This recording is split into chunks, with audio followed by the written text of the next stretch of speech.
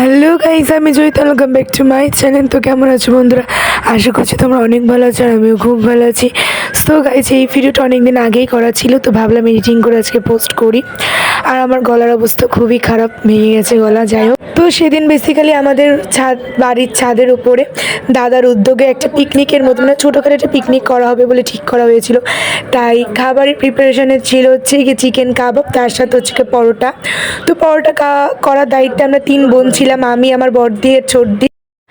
আর কাবাব করার দায়িত্বে ছিল হচ্ছে কি দাদার 3 বন্ধুরা মিলে। তো ওরা হচ্ছে গিয়ে ছাদের উপর কাবাব করছিল।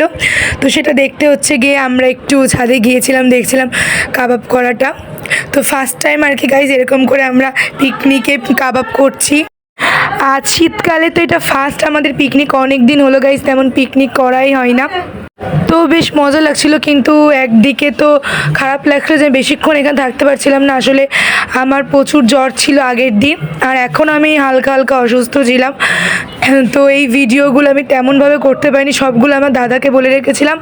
দাদা আর কি সব ভিডিও করছিল, আর দাদার কাছ থেকে নিয়ে আমি তোমাদের কাছে শেয়ার করছি ভিডিওগুলো। তো আমি তো থাকতেই পারিনি, যদি শরীরটা ভালো থাকতো ছাদে যে সব কিছু ভালো করে দেখতে পারতাম। তো যাই হোক, কাবাবটা খেতে তো দুর্দান্ত হয়েছিল, এতটাও যে ভালো সেটা ভাবিনি। তো চলো আমি খেয়ে নিই। তো দেখাই পরের ভিডিওতে, টাটা।